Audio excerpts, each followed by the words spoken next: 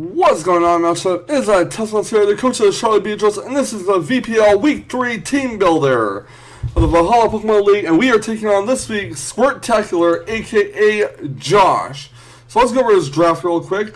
In his draft, he has the following: Garchomp, Volcanion, Heliolisk, Jirachi, Crobat, Blissey, Aromatisse, Mega Banette, Sock, Auroras, Torterra, and Rufflet. So he has a nice Firewater Grass and Dragon Fairy Steel core going on.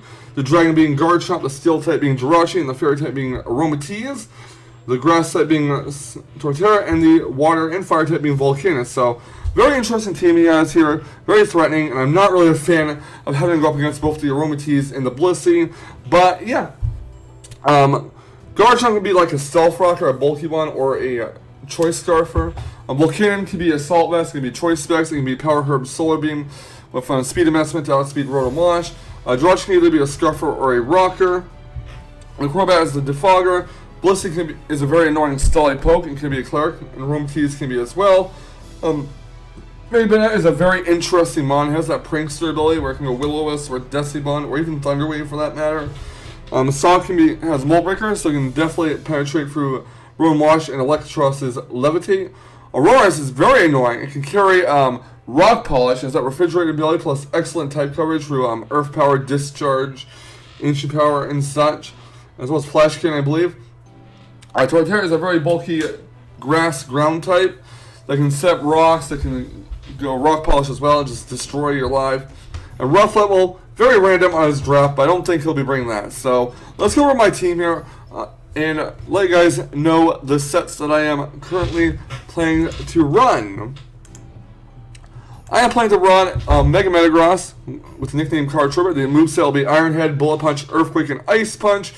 You may be wondering why there is no Psychic type stab on this. The reason why is because I felt that coverage with Earthquake and Ice Punch was a lot more important. Zen Headbutt really only hits Crobat for super effective damage, and Jirachi Tensor resists Zen Headbutt, so I figured that not Jirachi. Oh, it also hits Sock too, but I figured that wouldn't be worth it to bring Zen Headbutt this time around, because, yeah, Jirachi Tensor resistant only hits Crobat and Sock for super effective damage, and I really need Earthquake and Ice Punch on this Metagross. Plus, Ice Punch will hit Crobat very hard. Ice Punch will Tensor hit Torterra hard and knock it out. It hits Garchomp hard. It also hits Rufflet hard if he chooses to bring it for whatever strange unknown reason. So we're going to be running Ice Punch, Earthquake, Bullet Punch, and Iron Head on the Metagross. Let's go over some calcs real quick. We'll go with the Mega Metagross set with All Out Attacker. We'll do level 50 because that's the rules that we go by. EQ this time around, no Zen Headbutt. Iron Head, as always, because accuracy is better. Don't want to be missing those Meteor Mashes. Bullet Punch. And Ice Punch. So let's go over some calcs here. Crobat will be hit super effectively by Ice Punch all the same. And I don't think I want to keep Crobat in versus a Mega Metagross. So Crobat, we'll call it, for the sake of argument, UU support at level 50. Ice Punch will be a 2-hit KO on a bulky Crobat with 248 HP investment. So if you switch it in for some reason, expect an Earthquake, we can go for Ice Punch and basically finish it off with a Bullet Punch right after, followed up with Bullet Punch. If we're going the Choice Bandit set, which I do believe we will be going, he might bring. Ice Punch will be a roll. It'll have a 43.8% chance of one-hit KO the Crobat. If we do get rocks up, it'll definitely be a one-hit KO. Although I will not be bringing Stealth Rocks this time around. I don't really see the need to, and I'd rather focus mostly on getting rid of the hazards that he might set on our side of the field. So yeah, Mega Metagross's Ice Punch will be a roll for one-hit KO on the Crobat. Now let's go up against Torterra here. Let's go for RU Tank. Tough Claw's boosted Ice Punch, regardless of it being bulky or not, will be a one-hit KO on Torterra. It'll do 114.8 to 136.6% damage. Outtake on the Torterra. If Torterra is a Rock Polish set, then it'll do 136.4 to 162.3% damage. Outtake to the Torterra and knock it on one hit. So Ice Punch is definitely going to be a very useful move on Mega Metagross, I feel. Let's go against the Garchomp here. OU Tink Chomp, we'll call that. We'll assume that's the most bulky set it'll bring. Ice Punch will be another roll. It'll be a 43.8% chance of one-hit KO. And if he goes with a Scarf Chomp, we can hit the Garchomp on the switch. Then Garchomp will be one-shot, no doubt by it. It'll do 137.7 to 163.9% damage to Choice Scarf Garchomp. So I do believe that Ice Punch is the best move here to bring. We're also going to be running Earthquake, so let's do some calcs on the Jirachi. If he's bringing Jirachi, I assume he's bringing Choice Scarf, and we hit it and predict it on the switch, Earthquake will do 70.8 to 83.4% damage to Jirachi. It'll be a 2-hit KO. Jirachi can't really do much back, at least Scarf to our Garchomp, except for maybe Fire Punch and hope for a burn. If he's running defensive Jirachi, we'll call it OU especially defensive, I guess. And once again, Earthquake will be still a 2-hit KO. It can definitely outspeed the Jirachi because Jirachi is not going to be max speed invested on our Mega Metagross. And it's not going to be Scarfed, obviously, if it's defensive. So Earthquake will two-shot it. So I do believe that is that. Against Heliolisk, let's see what the damage outtake is. UU Special Attacker Heliolisk. Earthquake will be a guaranteed one-hit KO. It will do 150.3 to 178.1% damage outtake to the Heliolisk. Knock it out one hit. Ice Punch will do like 73.7 to 86.8. Iron Head will be a 2-hit KO. Bullet Punch can finish off what Iron Head doesn't. Well, what Ice Punch doesn't actually. So we are going to be running that set on Mega Metagross. It'll be 252 attack, 252 speed, 4 defense as usual. And our next set is going to be Rotom Wash, Guts with Rotom Wash, physically defensive pivot with Volt Switch, Hydro Pump, Will-O-Wisp, and Pain Split. The main thing I'm worried about is his Volcanic being speed invested to outspeed my Rotom Wash, hitting it with a Power Herb boosted Solar Beam, which would not be fun. But the the other concern is Sock. So let's go with our Rotom Wash's defensive set here. OU physically defensive pivot at level 50 versus Sock. Sock's UU Choice Band set. We're not going to go with Choice Band. We'll go Choice Scarf. That's what they usually run on it. Well, unless Bitmix itself. We'll run Jolly on it because I assume that they would go Jolly. And we'll put Earthquake instead of Zen Headbutt. Earthquake will, after Mold Break, I have to input the ability as well. RIP. Earthquake will be a 2-hit KO on Rotom Wash. So assuming we get a Will-O-Wisp off here, we can actually show what a Earthquake will do while Sock is burned. It'll do 25 to 29.4% damage. So if we land our Will-O-Wisp on the Sock, it will not be a 2-hit KO on our Rotom Wash. Hydro Pump, however, will be a 2-hit KO, uninvested at that. Let's go with our next set here. Let's see. He is going to be running Aurorus. So, Aurorus, are you Rock Polish? Because why not? Freeze Dry will be a 2-hit KO. Hydro Pump will be a 2-hit KO as well. He will outspeed us because Auroruses are max speed invested apparently in Timid Nature. So we do have to hope that we don't miss our Hydro. If I was in this situation where I had a full health Rotom Wash versus Aurorus, I'd probably Volt Switch out. Because I don't really see a need to risk missing the Hydro Pump, only to do like 70.7 to 84.8% damage to it, and have to switch something else in or sack my Rotom Wash. So, yeah, we're not going to really be keeping Rotom Wash in against the Aurorus, and we're definitely not going to be keeping it against Torterra, Will-O-Wisp or not, because Torterra will just body our Rotom Wash with Wood Hammer. Let's go for the Torterra set here and show you the calcs there. Torterra, are you Rock Polish? Woodhammer would definitely be a one-hit KO, even though we're physically defensive. Torterra is just that damn strong. Well, it's only base 109 attack, but it is a base 120 stab move that's super effective against the Rotom. So, no surprise that one shots. So, we're obviously not going to keep Rotom Washing against the Torterra. So, there's that. We don't even need to go over the calcs for freaking Crobat. Let's go Volcanion. Let's calc Volcanion real quick. Volcanion, offensive, burning tank, modest.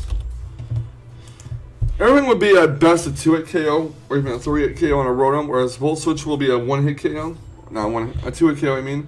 If he's Assault Vest, though, he is going to take the Volt Switch rather well.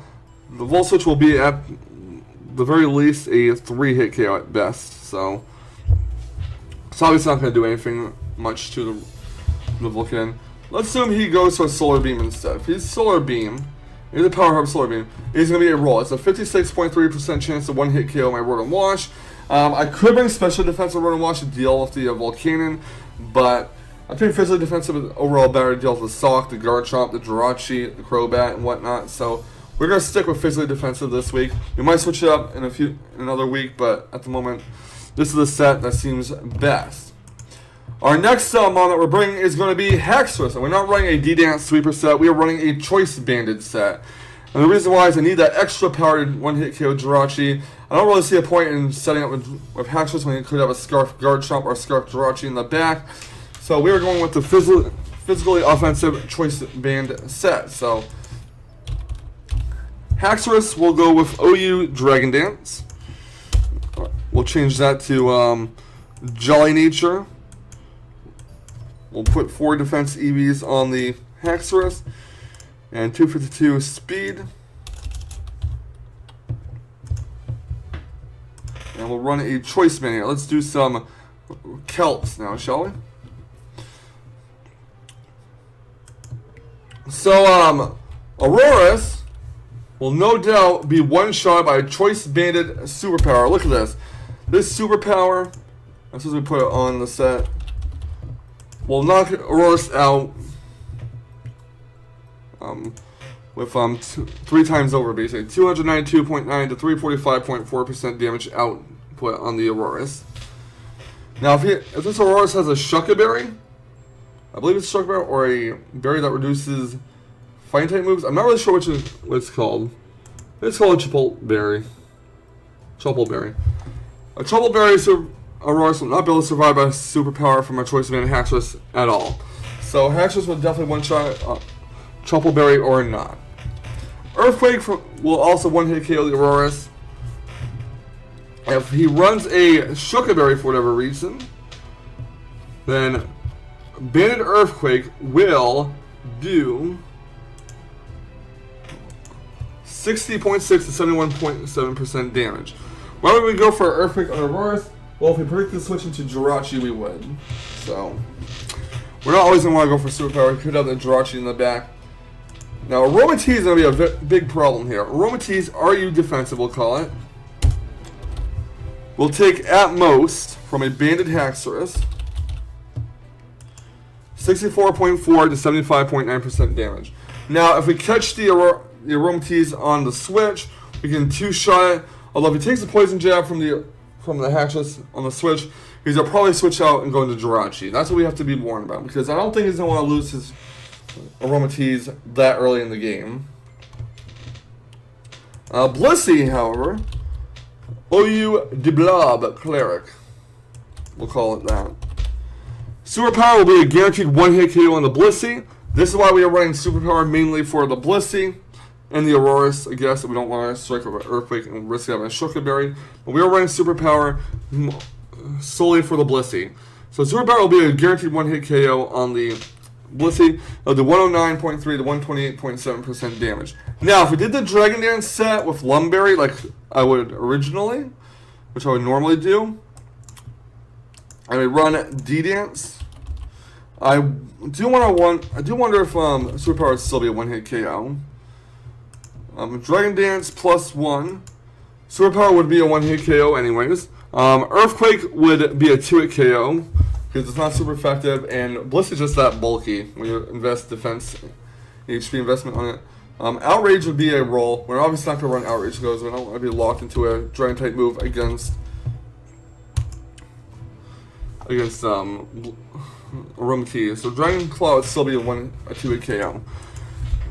So again, Superpower at +1 would be a guaranteed 1-hit KO. If we're not +1, then it'll do 72.9 to 86.1, and he could run counter on it, and that would really fuck our Haxorus over badly. For Life Orb though, what does Superpower do? Life Orb Superpower would be a roll. 68.8% chance of 1-hit KO. Although I don't really see him bringing the Blissey and keeping it against the Haxorus. That would be really suicidal on his part. Unless he has like a counter set on it, and he believes that we're going to be running a D-Dance set. What else does he have on his team? Jirachi. Yes, let's go Jirachi here. Calc this. We'll go OU Choice Scarf. And then we'll go Choice Banded Haxorus. Our Earthquake from a Choice Banded Haxorus will be a 1-hit KO. So if he predicts the Poison Jab or the Dragon Claw or something and decides to switch into Jirachi, we can get that Jirachi with the 1-hit KO via Earthquake. If we're Life Orb though at +1, I want to say it will be a 1-hit KO either way. No, we're not Life Orb, we're running Lumberry. If we're +1, Earthquake will still be a 1-hit KO. Really, the Dragon Dance set and Haxorus does not seem bad for this week, but I still will prefer to run the Choice Banded set. I don't really want to set up a Dragon Dance with Haxorus and be scared out by a Choice Scarf Garchomp. That's not what I want to do. If he's a defensive Jirachi that likes to set up rocks and whatnot, then Super Earthquake will be a roll. It'll be a 43.8% chance of 1-hit KO the Jirachi with a Lumberry at +1. Choice Banded, however, will be a 43.8% chance of 1-hit KO as well. So a +1 Earthquake is just as powerful as a banded one. But we're going to be running the Choice Banded set. I don't really want to have my Haxorus set up only be scared out by a Choice Scarf Garchomp. Granted, it could say the same about Aromatisse scaring out a banded Haxorus, but my decision is just to go to the Choice Banded set. Plus, I've been running the Dragon Dance set for the past 2 weeks, and it's time to switch it up a little bit. So Armed Dragon Haxorus will be carrying the Choice Band with Dragon Claw, Superpower, Earthquake, and Poison Jab, 252 attack, 4 defense, and 252 speed. Our next set is going to be Umbreon, Midnight the Umbreon. It's going to be our specially defensive wall this week. We ran physically defensive wall against Turbo Blaze in week 1. So let's go with the OU Cleric set and do some calcs here. Heliolisk, which will be a Life Orb set versus the Umbreon. And we're not going to be seeing Grass on any of his mons unless he wants to use against Donphan, which could be better if he's going to Surf. But Focus Blast, Heliolisk, will do 47.5 to 56.4% damage, assuming the Focus Blast lands. So basically, we really want to be able to stall out the PP of that by going for Wishes and Protects. Foul Play will be a 3-hit KO on the Heliolisk. It's okay. I don't think I'm going to be really doing Foul Play on Heliolisk to knock it out, just to get some damage off on it to put pressure on it with its Life Orb recoil. So, especially defensive Umbreon is going to come in handy against this Heliolisk. Against Volcanon, however, let's run the calcs here. We'll run offensive Burning Ting. Basically, the moves that they use will be a 3-hit KO at best. Steam Eruption will do 31.1 to 37.1. Same with Fire Blast. Sludge Bomb will be like at best a 5-hit KO. HP Ice will be like a 6-hit KO, I believe. Possibly the worst move ever. Yep, that's pretty much saying it. We basically sell out the Volcano of Wishes and Protects. Again, that's a really dirty strategy. I hate stall. Everyone who goes to my stream knows how much stall annoys me, but sometimes you gotta do what you gotta do, I suppose. Foul Play will be a 5-hit KO after Leftovers Recovery. Possible 5-hit KO, so. If he's a Choice Spec set, though, he will do his Steam Eruption will be a possible 2-hit KO, 10.5% chance. Same with Fire Blast. Sludge Bomb will be at best a 3-hit KO. Well, if he gets rid of our leftovers, it'll have a 0.7% chance of 4-hit KO after leftovers recovery. And Power Ice will be 7-hit KO after leftovers recovery. So his best bet will be going for Steam Eruption, which is, I believe it's 90% accurate. I'm not really sure what the accuracy is of Steam Eruption. But assuming it doesn't miss it, it'll be like a 2-hit KO at the very least on Umbreon. Maybe a 3-hit KO if we're lucky. Even though we're especially defensive and all. His other mod I have concerns about is going to be Aurorus. Aurorus here, with the we'll call it RU Rock Polish set. Not that really matters, they all run the same EV spread, typically. Hyper Voice will be a 3-hit KO, a 2.6% chance of 2-hit KO. Earth Power will be a possible 7-hit KO after leftovers recovery. Freeze Dry will be a possible 6-hit KO after leftovers recovery. Foul Play will be a possible 3-hit KO but guaranteed 4-hit KO. So again, Umbreon can wall out the special defense, wall out the Aurorus pretty well, assuming we don't get frozen by Freeze Dry or critical hit by Hyper Voice. So special defensive Umbreon is definitely looking very promising for this match. Now let's go ahead and look at some physical attackers. Torterra, for instance. RU Rock Polish. How much will a Wood Hammer do? Wood Hammer will be a 2-hit KO on Umbreon, assuming it hits. I do believe a Wood Hammer can miss. Foul Play will be a 3-hit KO on Torterra. So since we're not running a physically defensive Umbreon, we don't really want to switch Umbreon in on a Torterra. That would not be good for us. Even though we are running 4 defense investment. Earthquake will be a possible 2-hit KO.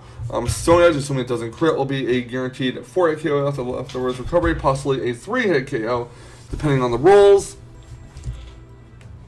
So, yeah, Umbreon will not be serving us well against Torterra.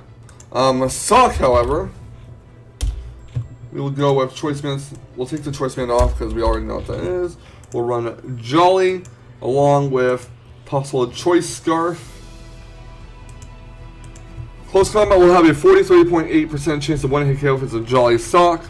We obviously will not want to keep Umbreon in on a Sock unless we predict his predictions. Foul Play will be a guaranteed 3-hit KO. So if we keep Umbreon healthy and he's at very low health, Foul Play will finish him off, assuming we doesn't get a high roll on us and 1-hit KO Umbreon, which usually will happen to me because that's just my luck. Against Garchomp now, we'll call it a Choice Scarf Garchomp. Outrage will be a guaranteed 3-hit KO, but a possible 2-hit KO with a 19.9% chance of it after leftovers recovery, depending on the rolls. If he goes with Dragon Claw instead, Dragon Claw will be a guaranteed 3-hit KO, guaranteed 4-hit KO after leftovers recovery. Possibly a 3-hit KO depending on the rolls as well. Foul Play will be a 58.6% chance of 1-hit to 2-hit KO. I don't know if I keep Umbreon out against Garchomp, unless I absolutely needed to, but I can always hope I go for a Swords Dance with Garchomp. I don't know why Swords Dance is probably an Umbreon though. With Garchomp, that'd be really weird, but there's always that chance I could Swords Dance with Garchomp. And then Foul Play would be a roll on a 56.3% chance of 1-hit KO the Garchomp. So we're running Special Defensive Umbreon to wall out the Volcanon, the Aurorus, and any other special attackers he has. Like, yeah, he only has like 2, and Helios. He has like 3 special attackers. I mean, he could run Special Attacking Crobat, that can be a thing, but it's generally not advised. Same with especially offensive Garchomp. He can also run Specially Offensive Jirachi, although Jirachi can't really do much to Umbreon. We'll run some Calyx here, though. We'll run, let's assume, for the sake of argument, that he is running a especially offensive Jirachi here. We'll call it, Timid. With 252 speed, 252 special attack. And we'll give it a Life Orb. I don't see why not. We'll give it a Life Orb here. We can find it in the list of things. Flash Cannon. I guess we'll call it Hidden Power Fighting. And Thunderbolt. This is a set I'd bring if I was going to bring a special defensive Jirachi against something with Umbreon on the team, to be honest with you. And Calm Mind. So, a Flash Cannon will be a possible 5-hit KO after leftovers recovery. HP Fighting will be a possible 5-hit KO after leftovers recovery. Thunderbolt will be a possible 7-hit KO. If he's +1, then Flash Cannon will be a possible 3-hit KO. HP Fighting will be a 63.7% to 3-hit KO. A Thunderbolt will be a 0.8% chance of 4-hit KO after leftovers recovery. If he is +2, then Flash Cannon will be a 2-hit KO with a 0.4% chance. HP Fighting will be a 3.5% chance of 2-hit KO after leftovers recovery, and Thunderbolt will be 28.8% chance of 3-hit KO. He's going to need a lot of boost if he wants to 1-hit KO the Umbreon. And again, at +3, he won't 1-hit KO the Umbreon regardless of the moves he uses.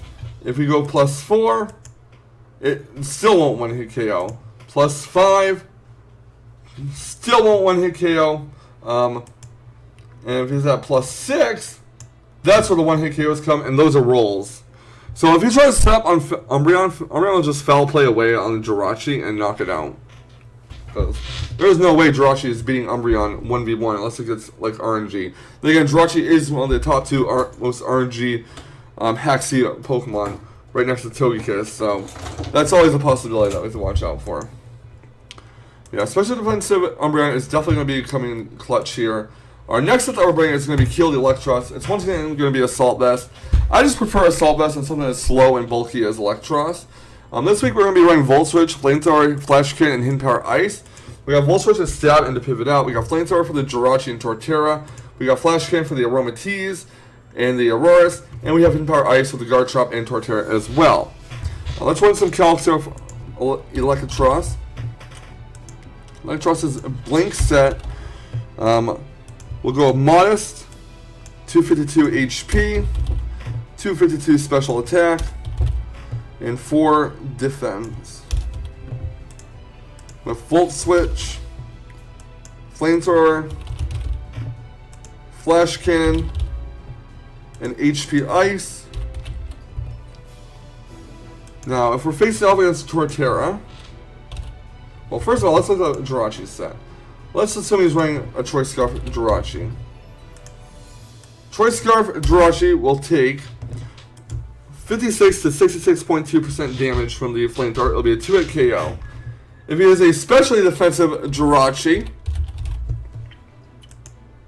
then Flamethrower will be a 3-hit KO at best. It'll be a 92.3% chance of 3-hit KO after leftovers recovery. Now, if he's running Torterra, RU Rock Polish, Hidden Power Ice will be a roll. It'll have a 31.3% chance of 1-hit KO, whereas Wood Hammer will be a guaranteed 2-hit KO in the Electros. Obviously, the Torterra is going to be faster because we're not going to be speed invested this time on the Electros. A Choice Scarf Garchomp will 2-shot with Dragon Claw and Outrage. Will be like a 3-hit KO for Stone Edge. Hidden Power Ice will be a guaranteed 2-hit KO on the Garchomp. Kind of wrong. I think Torterra is built more defensively than Garchomp. Yet Hidden Power Ice has a better chance of 1-hit KO Torterra than Garchomp. But Flash HP Ice will definitely be the useful move here. It's immune to Earthquake, so if we predict an Earthquake, we can switch in Electros or Rotomosh and dodge it and force him out. If he is a bulky Garchomp, though, we'll call it OU Tank Chomp, then Hidden Power Ice will be a 2-hit KO as well. Just won't do as much damage as if it was Scarf. It'll have a 71.3 to 84.5% damage output on the Torterra. On the Garchomp, I'm sorry. If it runs Aromatisse, then you defensive, we'll call it this time. Flash Cannon will have a 6.3% chance to 2-hit KO the Aromatisse. However, Aromatisse can just Wish Stall us with Wish and Protect. It's really annoying that way. It's really, honestly, just the worst Sylvie on a Clefable. All it's used for is Wish Stall, even Toss and Stall on occasion. Even Calm Mind and Trick Room, but I don't see him bringing a Trick Room set on the Aromatisse this week. Let's go with Metagross. Speaking of Aromatisse, All Attacker Mega Metagross with Iron Head instead of Meteor Mash, Bullet Punch, Earthquake, and Ice Punch. Iron Head will be a 2-hit KO. It'll do 81.7 to 98% damage. So we can go for Iron Head on the Aromatisse. Then we can predict the switch out. He's obviously not going to want to keep it in. Get 2-shot by the Metagross.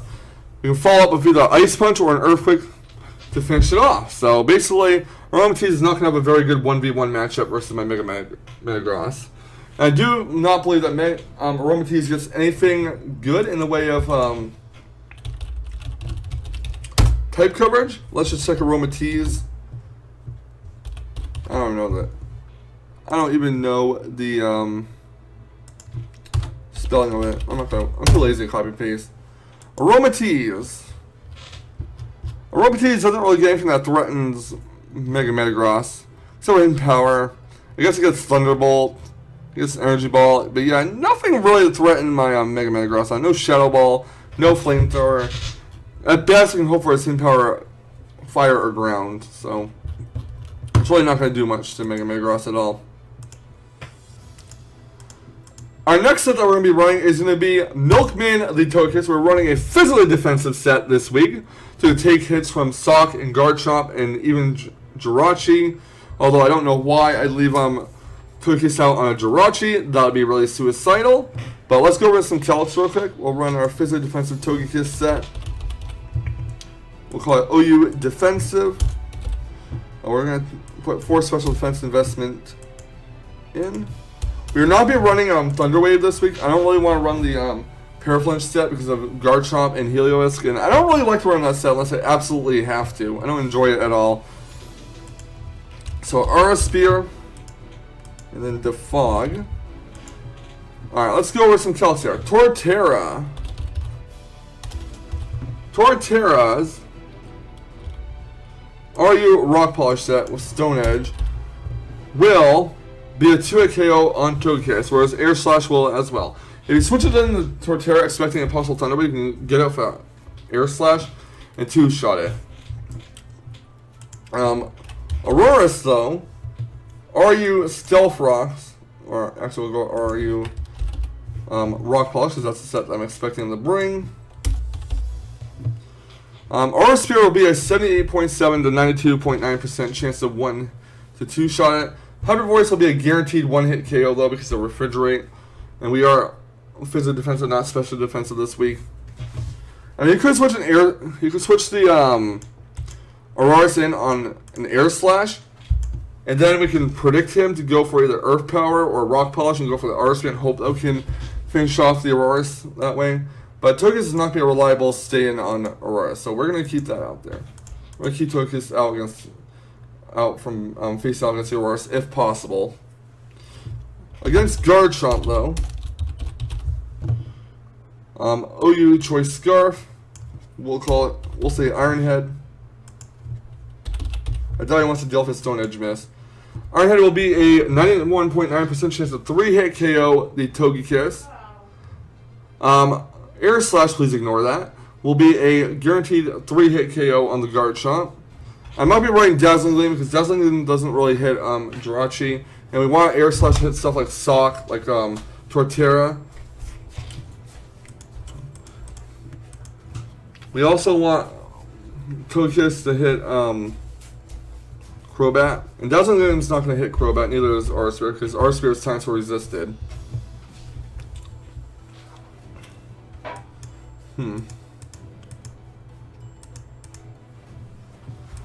So basically we're going to be running physical defensive Togekiss. And let's go over some calcs of Sock. Are you choicing? I again don't believe he's going to bring a choice made. Sock, I think he would rather bring Scarf personally. Jolly. Generally, I do prefer plus speed natures of mine, so I'm assuming that's what he'd bring on his. We'll call it Choice Scarf Sock. Ice Punch. Now, Poison Jab will be a possible 3-hit KO, like 75.9% chance of 3-hit KO. The Togekiss. Air Slash will be a roll for a 1-hit KO. It'll have a 6.3% chance of 1-hit KO. If it goes Ice Punch instead, Ice Punch will do a little less damage than Poison Jab. It'll have a 14.1% chance of 3-hit KO. If you run Stone Edge instead of Ice Punch, then Stone Edge will be a guaranteed 3-hit KO. It'll do 43.7 to 52% damage to the Togekiss. So we can switch Togekiss and predicting a close combat if it's faced off against Umbreon, or we can just be ballsy and predict him to predict us and go for Ice Punch to keep Umbreon in. So we're going to be running physically defensive Togekiss this week. The sets, let's review them, are going to be Mega Metagross with Iron Head, Bullet Punch, Earthquake, and Ice Punch. 252 attack, 4 defense, 252 speed with a clear body ability as a starting ability. It doesn't really matter because we're going to Mega Ball anyways. We got physically defensive Room Wash with Volt Switch, Hydro Pump, Will-O-Wisp, and Pain Split, leftovers. 248 HP, 252 defense, 8 speed. Again, I don't know why I'm running speed investment on the Rotom. I don't really know what I need to outspeed with it. Maybe a Volcanon, if it's not too much speed invested. We're running Choice Band and Haxorus with Dragon Claw, Superpower, Earthquake, and Poison Jab. 252 attack, 4 defense, 252 speed. And we got Special Defense of Umbreon, Foul Play, Wish, Heal Bell, and Protect. 252 HP, 4 defense, 252 special defense. Basically, the wall out the Heliolisk, Volcanon, and Aurorus. Then we got Modest, Assault Vest, Electros, Full Switch, Flamethrower, Flash Cannon, Hit Power, Ice. 252 HP, 252 special attack, 4 defense. And our physically defensive Togekiss with Air Slash, Aura Sphere to hit the Aurorus on the switch, Defog, and Roost. 252 HP, 252 defense, 4 special defense. Let me change the EVs right there to 4 special defense. So, yeah, that is going to be the team for this week in our Week 3 match against Squirtacular, aka Josh of the Slateport Vales. I'm really hoping that my plans go to fruition. I'm expecting them to bring Volcanion, Garchomp, Jirachi, Aromatisse, Blissey, and Crobat. Blissey and Aromatisse make a very deadly core, as Aromatisse will sponge up any fighting type attacks that come to Blissey's way. I also believe he's going to bring Aromatisse, Jirachi, and Garchomp as a Dragon Steel Fairy core. I don't think he's going to bring the Torterra, even though bringing Torterra and Volcanion as a Firewater Grass core would be pretty amazing, since Volcanion times will resist Torterra's weakness to ice, and Volcanion, as well as Volcanion times will resisting Torterra's weakness to fire. So I don't believe he's going to bring Torterra. He's probably going to bring Crobat as a Stealth Rock remover, like a Defogger, in case we bring our Donphan to set rocks. Because I'm pretty sure he'll expect us to bring Donphan, set rocks, and hinder his Volcanion and his Crobat itself. And yeah, that's basically what I'm predicting him to bring. Hopefully he does not bring the Blissey and Aromatisse. I'm very worried about that core, because it's going to be a super long, drawn-out battle if it brings Blissey and Aromatisse on top of Garchomp and Jirachi. But either way, guys, that is my team builder for Week 3 of the Valhalla Pokemon League, the VPL. We're going to be taking on Squirtacular of the Slateport Vales within the next few days. This team builder will be uploaded on Monday, obviously. The battle itself will be uploaded the Wednesday after. Both the team builder and the battle will be uploaded the week after the battle actually happens, as per VPL rules. So, if you guys enjoyed this edition of our VPL Valhalla Pokemon League team builder, please feel free to leave a like, comment, and subscribe as well to show support for the Charlotte Mutuals. And I will catch you on the flip side. And remember, this was for the Swarm.